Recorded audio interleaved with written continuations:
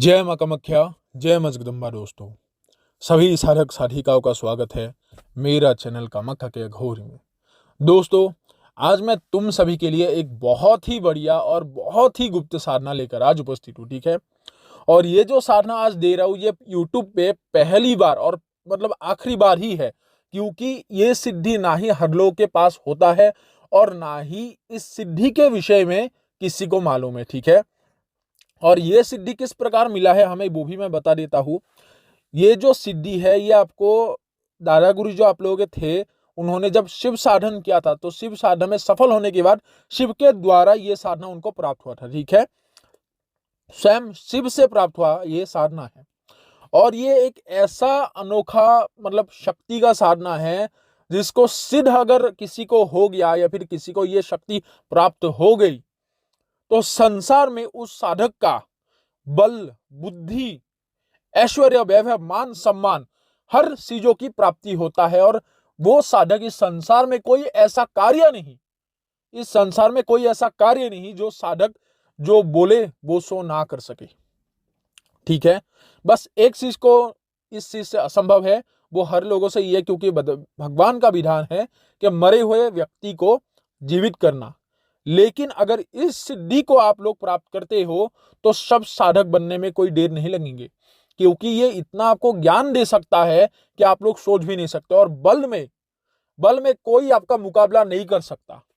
ठीक है, सामने कितने भी ज्ञानी तांत्रिक हो या फिर कितने भी ज्ञानी साधक हो या फिर अघोरी हो, कोई भी नाथ हो, कोई भी हो, अगर मान लो वो असत्य रास्ते में है, वो अपने संपूर्ण शक्ति लगा रहा है, तुम सत्य के रास्ते में खड़े हो, तुम्हारे ऊपर तंत्र के ऊपर, मारन के ऊपर कोई भी प्रयोग हो रहा है, कितने भी बाण का प्रयोग हो रहा है, उसको तुम पलक झपकते ही तोड़ सकते हो, भेद सकते हो।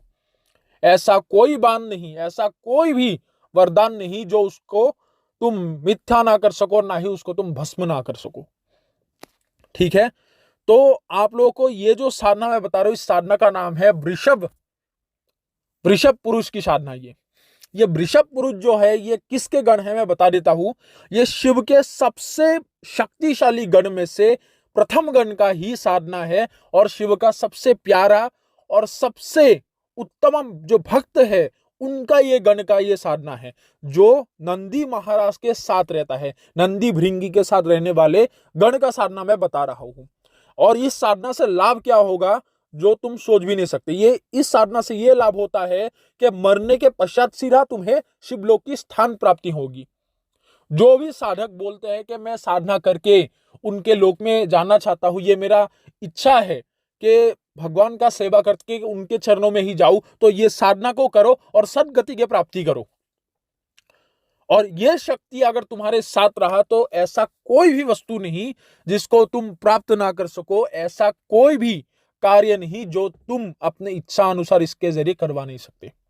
ठीक है, ये वृषभ पुरुष जो है वो इतना शक्तिशाली होते हैं, इतना शक्तिशाली होते हैं, ये समझ लो लाल कुबेर से कुछ ही क्षण बोल सकते हो, कुछ मतलब थोड़ा सा ही से थोड़ा सा कम शक्ति है, बाकी लाल कुबेर के समान शक्ति रखता है।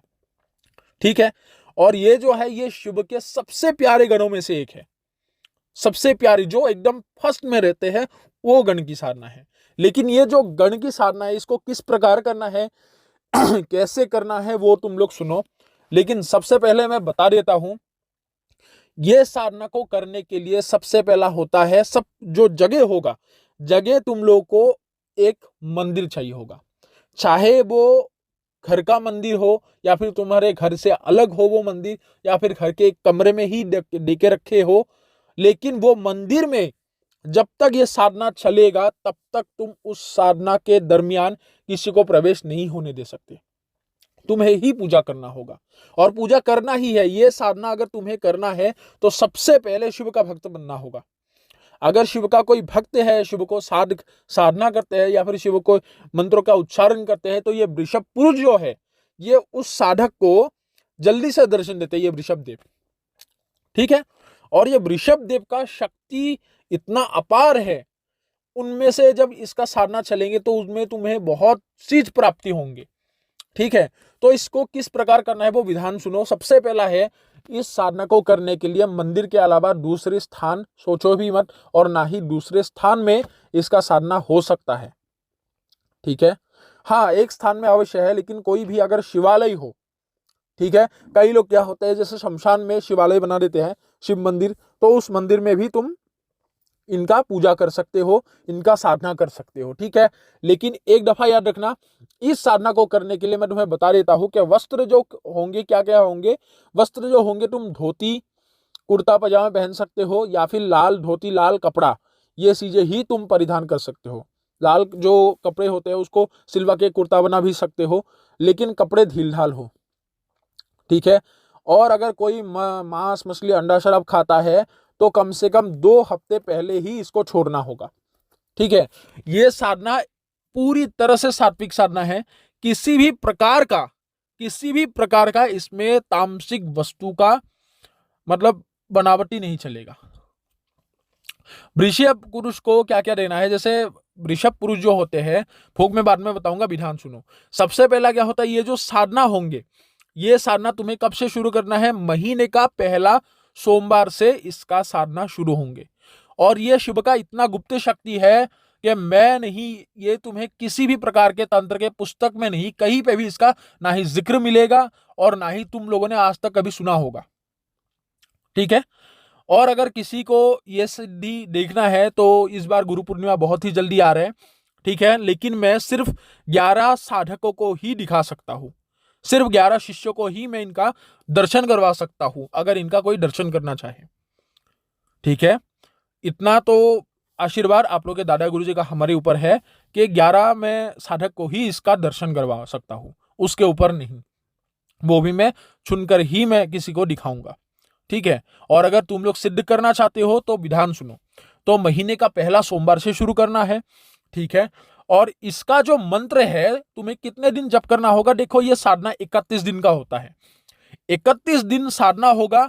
और इसके मंत्र जो होंगे, ये मंत्र उनका 3 लाख जप होने के पश्चात ही वृषभ देव आपको दर्शन देंगे।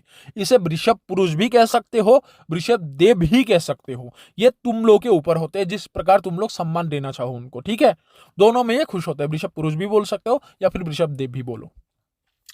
तो तुम्हें 3 लाख मंत्र का जप के पश्चात ही ये वृषभ पुरुष सिद्ध होंगे।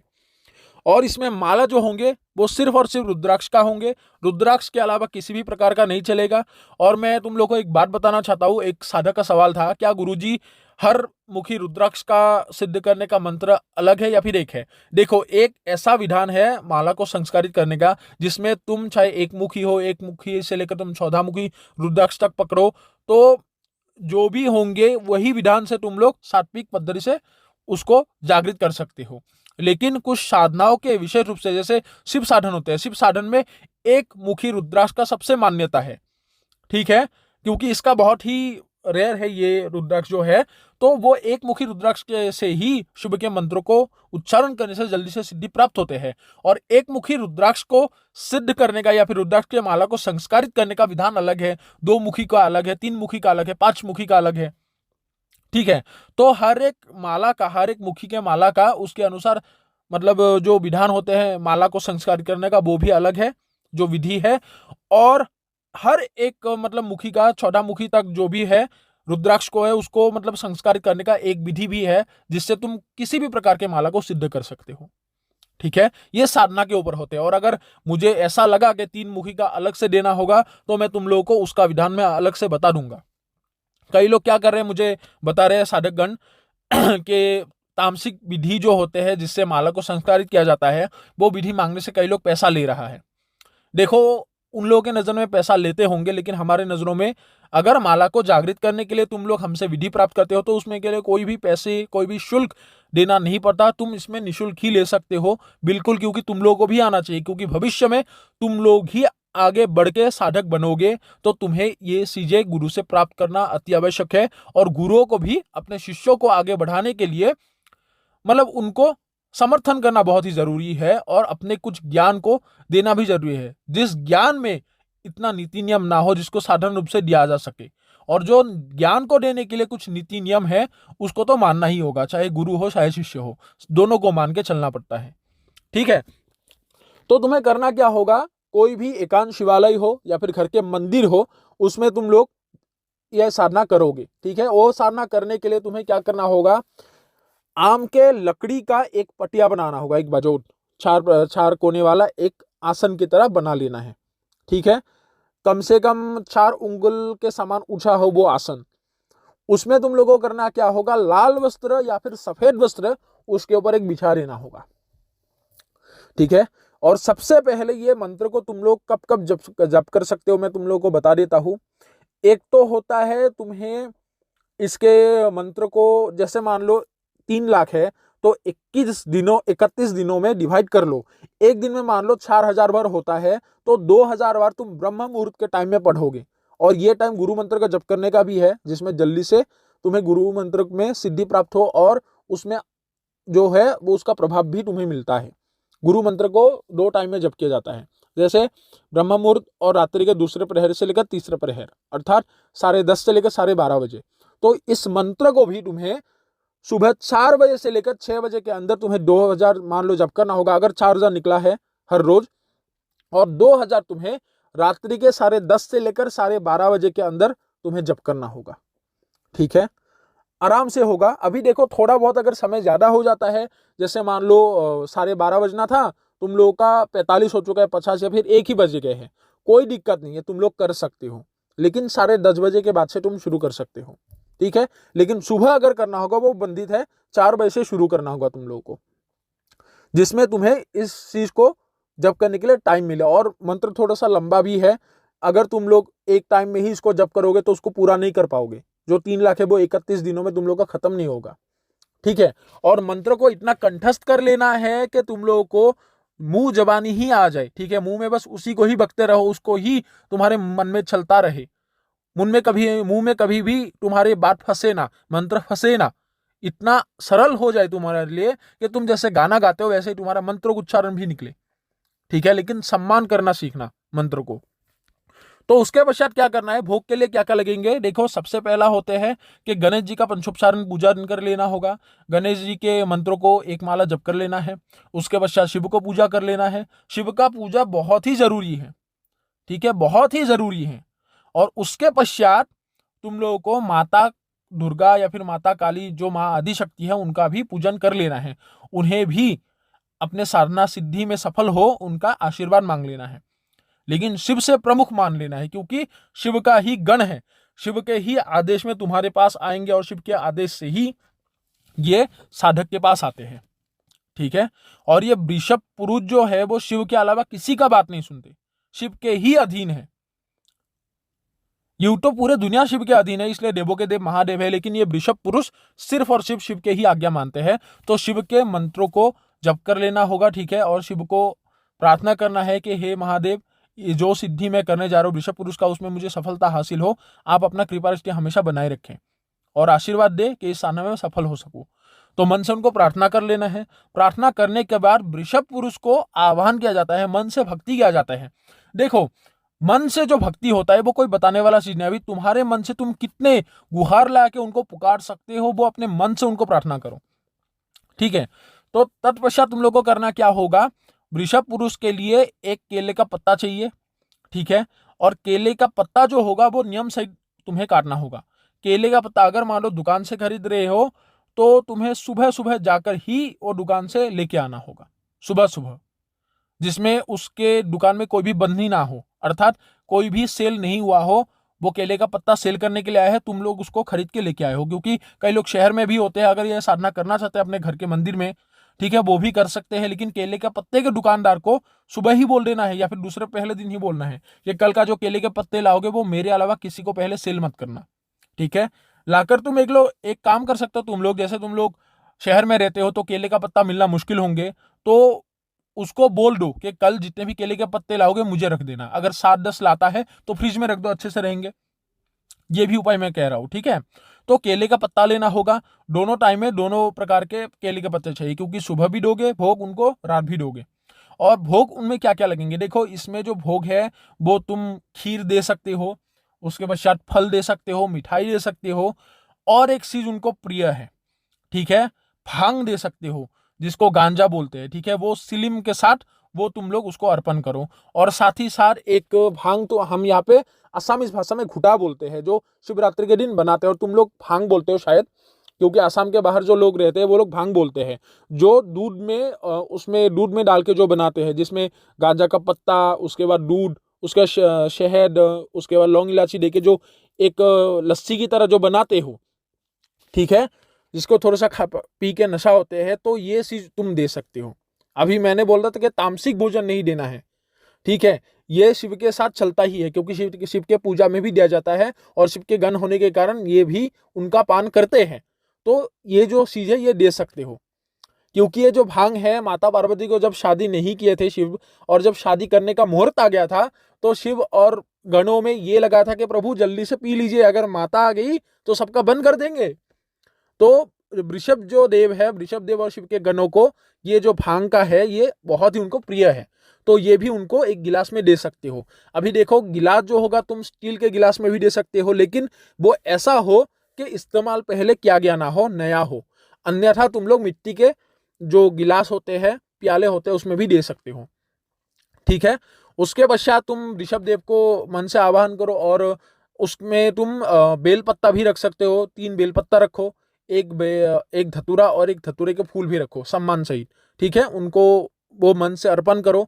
अर्पण करने के बाद ऋषभ देव को आवाहन किया जाता है।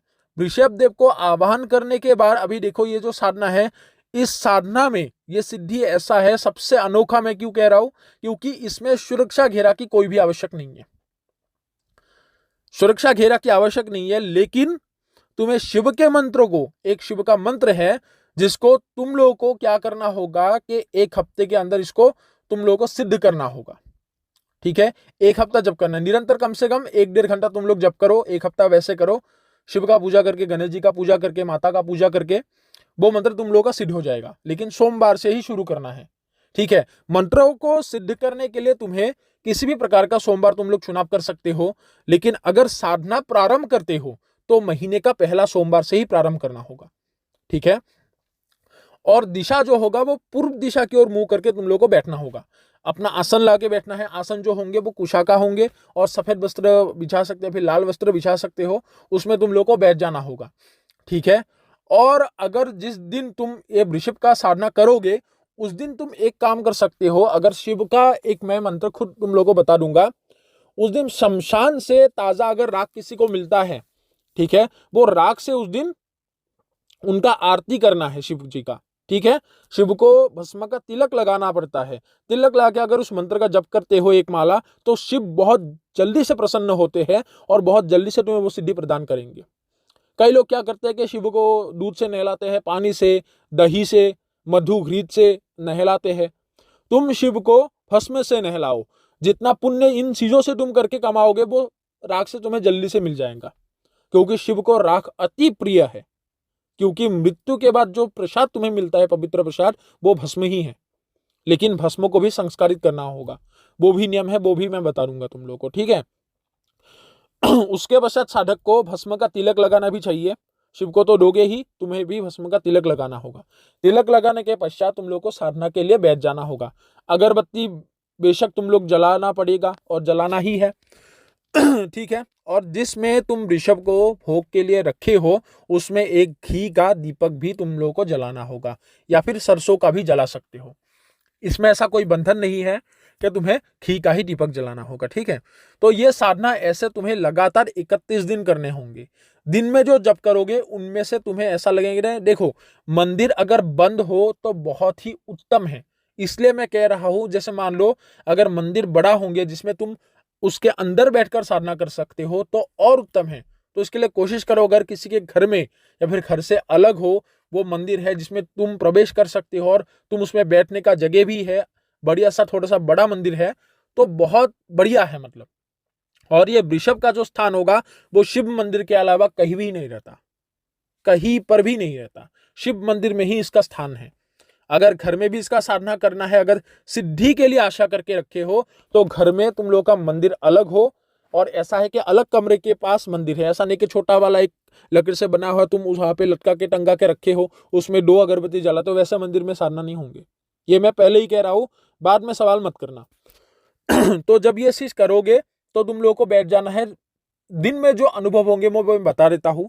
सबसे पहला होता है कि ऐसा लगेगा कि तुम लोग का ध्यान चक्षु में जैसे त्रिनेत्र है उसमें ध्यान लगाओगे, ध्यान लगाकर तुम लोग मंत्र जप करोगे तो एक वृषभ आकृति का इंसान का, जिसका शरीर मनुष्य की तरह है, सर वृषभ का है, ठीक है, जिसको तुम गाय बोल सकते हो, गाय के जैसा, जैसे नंदी महाराज है उनका जो चतुर्भुज स्वरूप है, ठीक है, 4 हाथ वाला जो स्वरूप है वो वैसे स्वरूप का ही वृषभ पुरुष का भी वही स्वरूप होते हैं, ठीक है। तो वैसे ही तुम उनके एक आकृति को देख पाओगे। लेकिन ये जो साधना होंगे वो कम से कम कितने दिन करना होगा? तुम लोग का 1 हफ्ता भी नहीं, 11 दिन के पश्चात ही तुम लोग को अनुभव मिलेंगे। अभी कई लोग बता सकते हैं गुरुजी हम लोगों ने 7 दिन साधना किए, कुछ भी अनुभव नहीं हुआ। कुछ भी नहीं होगा, सीधी मैं बता रहा हूं, 11 दिन के बाद ही जो अनुभव होना है वो धीरे धीरे स्टार्ट होंगे। और जब ये धीरे धीरे स्टार्ट होंगे, साधक के अंदर क्या परिवर्तन आता है वो मैं बता देता हूं। ये साधना से साधक का माइंड बहुत ही फ्रेश रहता है और मन संतुलित होते हैं। ये साधना इतना पवित्र है, ठीक है। मन संतुलित होने के बाद तुम्हारे अंदर जितने भी कष्ट होते हैं या फिर समस्याएं होते हैं वो खुद ब खुद धीरे धीरे खत्म होने लगता है। साधना के प्रभाव इतना तीव्र होते हैं, ठीक है। जैसे मान लो कोई तुम्हारे बहुत ही बरसों पुराना काम है जो फंसा हुआ है, ये साधना के दरमियान वो सब काम जो है वो सब तुम्हारा हो जाएंगे, सब तुम्हारा पार लग जाएंगे, ठीक है। अगर ये साधना में पहली दफा में कई लोग बोलते हैं हमें सिद्धि नहीं प्राप्त हुई, अगर ऊर्जा कम है उनका दर्शन तो मिलेगा ही मिलेगा, लेकिन वचन नहीं हो सकते। अगर वचन नहीं भी होता है तो तुम्हें इस चीज का जो ऊर्जा है वो तुम्हारे अंदर संचय रहेंगे, जमा रहेंगे। तो इसको साधना को रोकना नहीं है, फिर से तुम करो तो तुम लोगों को सफलता मिलेगा ही मिलेगा, ठीक है। इसलिए मैं कह रहा हूं कि अगर तुम्हें एक बार में सिद्धि प्राप्त करना है तो गुरु से गुरु दीक्षा ले लो। कई लोग मेरे पास आते हैं गुरु जी हमें मंत्र चाहिए, मैं बोलता कि दीक्षा लेना होगा। तो दीक्षा में हर लोग को भी नहीं रहता, वो भी मैं कह देता हूं। दीक्षा वो लोग बोलते कि हम दीक्षा लेके आए हैं। अभी एक बात बताओ कि तुम लोग एक स्कूल से निकले आए हो, क्या वो स्कूल में एडमिशन लिए हो इस दूसरे स्कूल में बिना एडमिशन के तुम्हें वहां पे पढ़ने के लिए देंगे? नहीं, क्योंकि तुम लोग को उस स्कूल का नीति नियम अलग थे, उसका शिक्षक अलग थे, उसका जो शिक्षाएं थे वो व्यवस्था अलग थे। नए स्कूल का व्यवस्था, शिक्षा व्यवस्था अलग है और उसका शिक्षक भी अलग है, नीति नियम रूल्स भी अलग है जितने भी है। तो इसमें भी तुम्हें एडमिशन लेना होगा।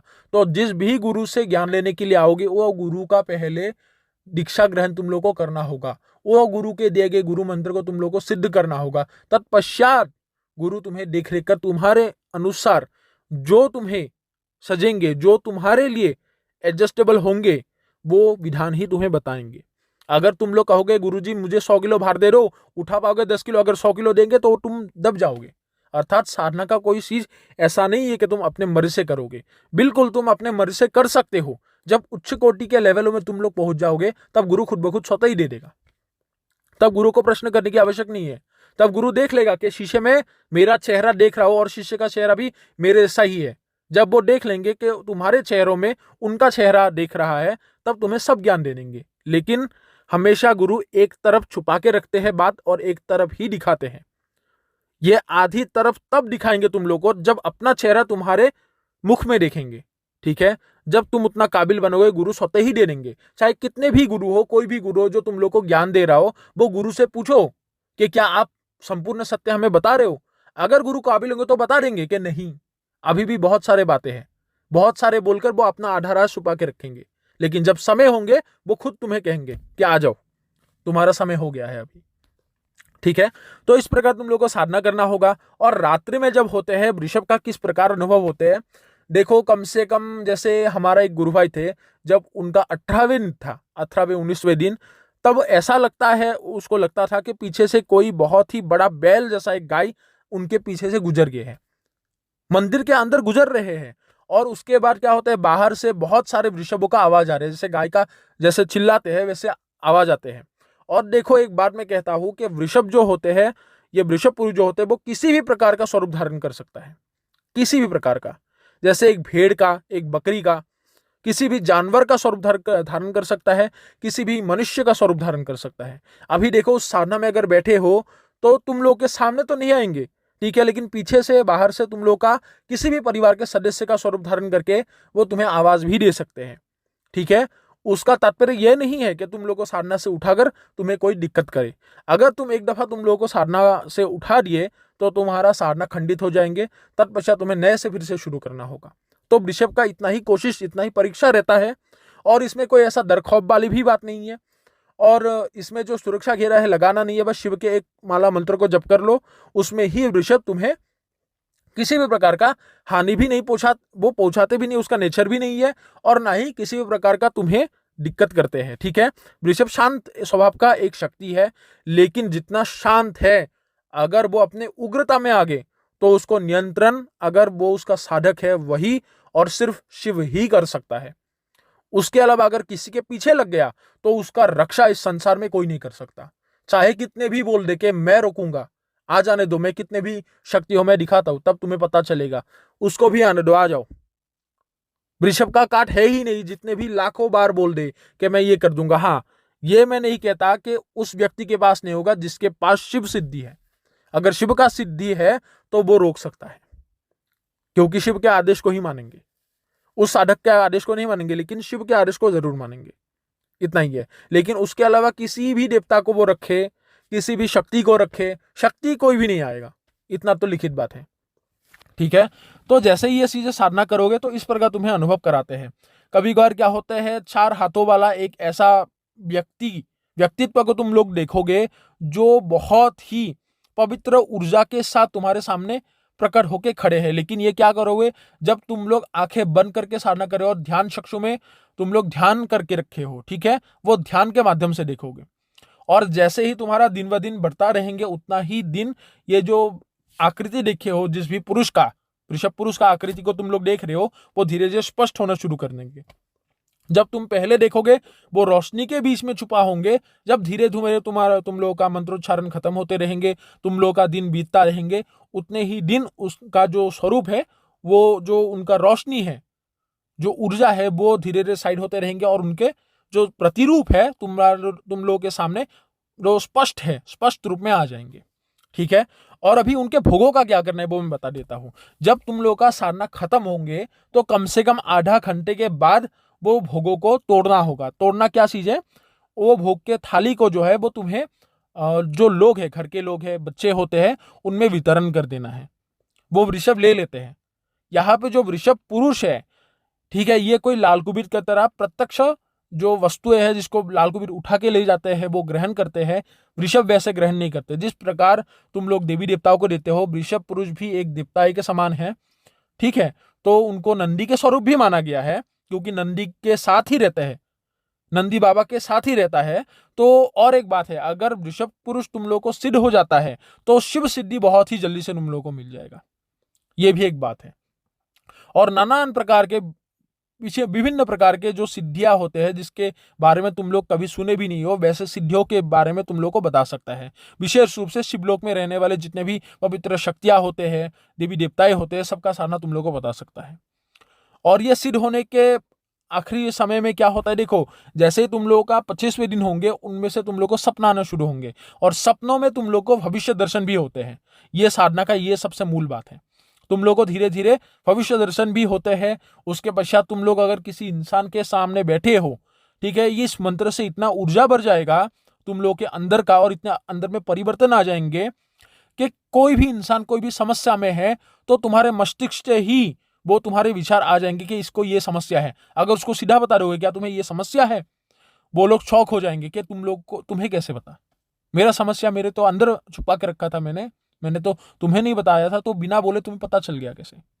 तो वो आश्चर्यचकित हो जाते हैं। तो इस प्रकार विभिन्न प्रकार के जो होते हैं क्वालिटी साधक के अंदर आते हैं। ठीक है, और वो साधक जो ये साधना करते हैं वो बहुत ही गंभीर बन जाते हैं। ठीक है, और अपने जो ये दैहिक जो ये विकार होते हैं, जो तमोगुनी वाला विचार होते हैं, ये विचारधाराएं खत्म हो जाते हैं। वो साधना के जो साधक है, जो ये साधना करेंगे, जो तामसिक या फिर जो वैश्यालु प्रजाति का तुम लोगों का ये जो स्वभाव होंगे, ठीक है, वो खुद ब खुद हट जाएंगे। चाहे तुम तुम्हारे तमोगुनी का स्वभाव ज्यादा है, रजोगुण का जो स्वभाव है वो ज्यादा है, ये सभी तीनों गुण का जो स्वभाव होता है वो मिट जाते हैं। ठीक है, मन के विकारों का नाश करते हैं जो बुरे आदतें हैं। तो धीरे धीरे तुम लोग खुद ब खुद अपने अंदर गंभीरता का अनुभव करोगे कि तुम कितने गंभीर बन चुके हो। ठीक है, और ये साधना में जितने भी दिन साधना करो, जितने हो सके लोगों के साथ कम बात करो। ठीक है, क्योंकि तुम लोग एक प्रकार से तुम लोगों का ये साधना से बाकसिद्धि भी हो जाएंगे, इसलिए लोगों से कम बात करो।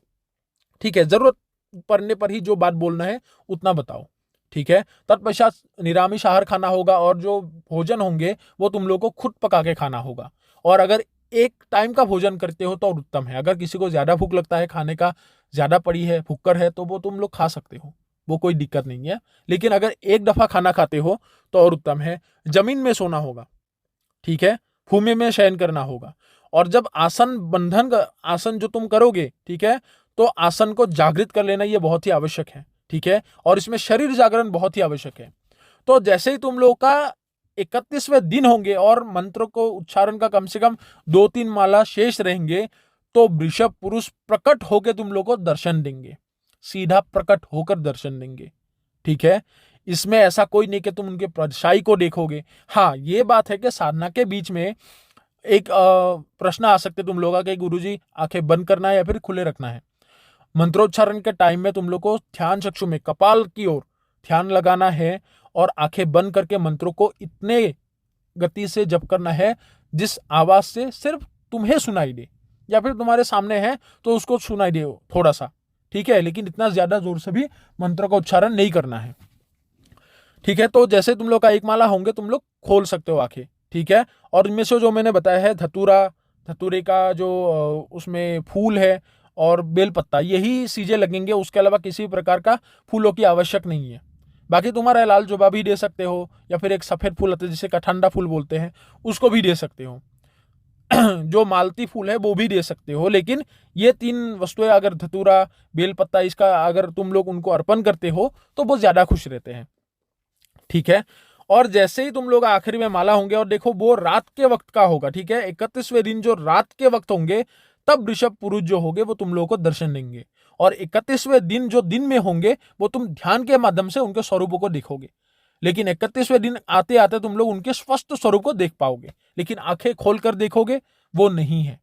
लेकिन जब रात्रि को करोगे वो वृषभ पुरुष तुम लोग के सामने आकर दर्शन देंगे। और तब वो जो आकर होते हैं वो साधक को वर मांगने के लिए बोलते हैं। बोलता है कि ए वत्स, मैं तुम्हारे भक्ति से प्रसन्न हुआ हूं, तुमने जो मेरा इतने लाख बार मेरे मंत्रों को जप किया, उसी से मैं प्रभावित होकर तुम्हें वरदान देने की इच्छुक रखता हूं। तो मांगो, क्या इच्छा है तुम्हारा। तो इस प्रकार सम्मान सहित साधक को सम्मान करके वृषभ पुरुष आग्रह करके बोलते हैं कि क्या वरदान तुमको चाहिए, फिर किस वस्तु की आवश्यक है। तो तब साधक को किसी भी प्रकार का मोह माया में भौतिक वस्तु की मांग नहीं करना चाहिए, उनको प्रार्थना करना चाहिए। देखो, वचन की कोई इसमें बंधन नहीं है कि तुम 3-10 वचन लो, उनको बस प्रार्थना करना है। और ये कोई छल कपट करने वाला शक्ति है नहीं कि तुम्हें कोई नुकसान पहुंचाएगा, क्योंकि साधक के दरमियान ही तुम्हें कष्ट नहीं देता, तो तुम्हें साधक के साधना के आखिरी दिन कैसे कष्ट देगा। ठीक है, तो तुम्हें भौतिक वस्तु की बिना कुछ सोचे तुम्हें बोलना है कि हे बाबा, मैं आपको चाहता हूं। ठीक है, आप मेरे साथ हमेशा रहो और आपका आशीर्वाद मेरे साथ रहे। जब भी मैं मुझे आपकी आवश्यक पड़े तो आप हमें मुझे उस समय दर्शन दीजिए और मेरे हर दुखों का नाश कीजिए और मेरे जीवन को सुखमय बनाइए। उस प्रकार भी तुम प्रार्थना कर सकते हो, या फिर हमेशा आप मेरा साथ दो हर कामों में। ठीक है, इस प्रकार जो तुम्हारे मन में है सिर्फ उनको मांगना है तुम्हें। उनके दिए गए वरदान में कोई भी ऐसा वस्तु की नहीं मांग रखना है जिसको तुम लोभवश तुम उसको प्राप्त करना चाहते हो। क्योंकि देखो मैं तुम लोगों को दे रहा हूं हीरा और तुम लोग बोल रहे हो कि मुझे सोना चाहिए। अगर हीरा तुम लेते हो तो सोने से कई गुना उसका कीमत है। तो अगर वृषभ पुरुष को ही तुम लोग मांग लोगे तो वो तो तुम्हारे साथ रहेगा ही और हर सुख तुम्हें देंगे, हर सुख देंगे। ठीक है, और यहां पे एक बात याद रखना, ये हर रूपों में वही रूप लेकर नहीं आएंगे कि आधा इंसान उनका जो शरीर मनुष्य का है और सर जो है वो एक गाय की तरह होते हैं, गौ माता की तरह होते हैं। वो वैसा नहीं है, वो किसी भी प्रकार के एक गण के स्वरूप में आ सकते हैं। अभी उनका स्वरूप जो होते हैं, देखो इसमें वो डराते तो नहीं है, भयंकर स्वरूप भी होते हैं, लेकिन जो साधक साधना करते हैं उनके हमेशा सौम्य रूप में ही दर्शन देते हैं, क्योंकि शिव का आदेश है, जिसके कारण वो हमेशा सौम्य रूप में ही आते हैं। और ये साधना बहुत ही तीक्ष्ण प्रभावी जितना है उतना ही नर्म भी है और सरल भी है। ये शक्ति अगर तुम लोग के वश में हो गए, ठीक है, तो इसमें क्योंकि मैं इसलिए दे रहा हूं, बहुत साधक डरते हैं क्योंकि तुम लोग कोशिश करते हो, कोशिश करने के पश्चात भी सफलता हासिल नहीं होते, तो उसके कारण है। हाँ, एक चीज बताना भूल गया कि जैसे ही तुम लोग शिव के मंत्रों को एक माला जप करके तुम लोग साधना में बैठ जाओ, तो मन से वृषभ पुरुष का आह्वान करना है। तो वृषभ पुरुष को, ठीक है, खुश करके लाने के लिए शिव का ही एक और मंत्र है, जिसको तुम लोग को 11 माला जप कर लेना है। ये जो मंत्र होंगे ये बहुत ही छोटे मंत्र होंगे, ठीक है। ये 11 अक्षरों वाला मंत्र है, 11 अक्षरों का मंत्र है। तो सोच लो कितना है। 8 अक्षरों वाला तो गुरु मंत्र होते हैं, तो 11 अक्षरों वाला होते बस तुम लोगों का 3 अक्षर ही ज्यादा है। तो बहुत ही, जैसे ओम नमः शिवाय अगर जैसे जप करते हो तो उससे बस थोड़ा सा 3 और मतलब अक्षर होंगे, तो इतना सा ही मंत्र है। उस मंत्र को 11 माला जप कर लेना है तुम लोगों को। 11 माला जप कर लेने के बाद भी उन्हें तब तुम लोगों को मूल मंत्र का जप करना होगा। तो जैसे मूल मंत्र तुम लोग जप करोगे तो आखिरी वेदिन वैसे वृषभ पुरुष तुम्हें दर्शन देंगे, और प्रत्यक्ष दर्शन होते हैं, ठीक है। आंखें खोलकर उनको तुम लोग सर को झुका के दंडवती प्रणाम करके उनको बात करना चाहिए उनसे, और नम्रता से, ठीक है। और आखिरी में दिन तुम लोगों को क्या करना चाहिए, एक माला भी रखना चाहिए, ठीक है। और माला किस चीज से होंगे, वो तुम लोग का बेलपत्ता की माला, सिर्फ और सिर्फ बेलपत्ता की माला। हाँ, बीच में धतूरे का फूल भी दे सकते हो, कोई भी दिक्कत नहीं है, तुम्हें स्वयं अपने हाथों से बनाना होगा। और बेलपत्ता जो होंगे वो माला में 108 होने चाहिए, ठीक है। वो बेल पत्ते की जो माला होंगे, तो वो माला को उनसे प्रार्थना कर लेने के पश्चात माला उनके गले में उनको प्रदान करना चाहिए, फिर उनको अर्पण करना चाहिए, ठीक है। माला जैसे तुम लोग दोगे तो जैसे ही उनको वो मिल गया, तत्पश्चात तुमको पूछना होगा कि आपको बुलाने का उपाय बताइए, कि जब भी मुझे आपकी आवश्यक होंगे तो मैं आपका आह्वान कैसे करूं। तो जब ये तुम उनको प्रश्न करोगे तो वृषभ पुरुष अपने आप को बुलाने का एक शिव का मंत्र दे देंगे, ठीक है।